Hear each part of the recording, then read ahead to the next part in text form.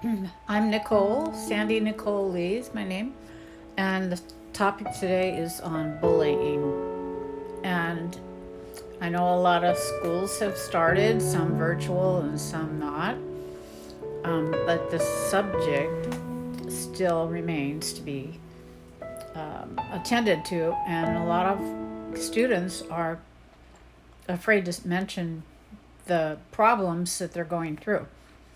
It can start even in elementary school, but it seems to worsen when they get to the teens, like 12, 13, 14-year olds that are bullied, not only on the buses, but at the school. And oftentimes it goes unnoticed by the administrators of the schools.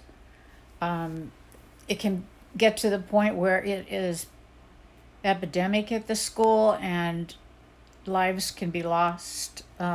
Kids will be afraid to come back to school. A lot of times they get threats by these students that are the bullies.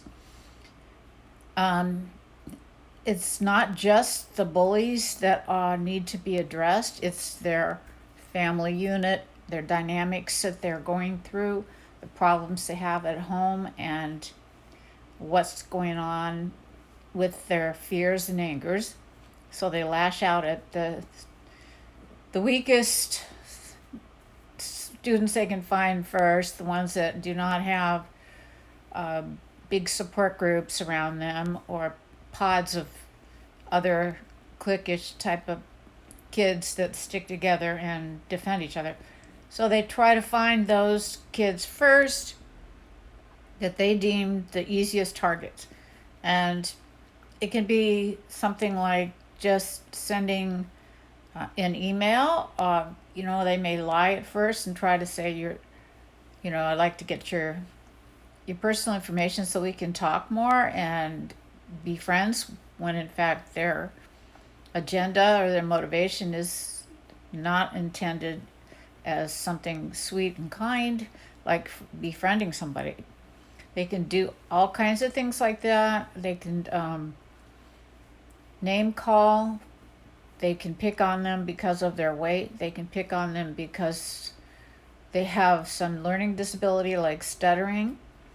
And a lot of this goes unnoticed, and teachers need to be more aware and alert to the issue of bullying because it can be mitigated and it can be helped, and it can save a lot of lives, and it can save the self-esteem of a lot of the students that are being targeted as the ones that are being bullied the most. So because of the fears and threats that bullies sometimes implement on their target, that the students might not say anything to anybody, but they can definitely have nightmares, they can have trauma, they can have difficulty getting motivated to attend classes. And it all makes sense because when they get there, they're going to have to face some of the people that are the threat. So, I am writing a little book now, and I've gotten just part of the way through, and it's on bullying. I will go over it when I get it completely finished. But what I've come up with is intervention tools that might be approached by the the educational specialists, like the vocational counselors, the principals of the school, and anybody who wants to volunteer to help students that are going through this type of situation.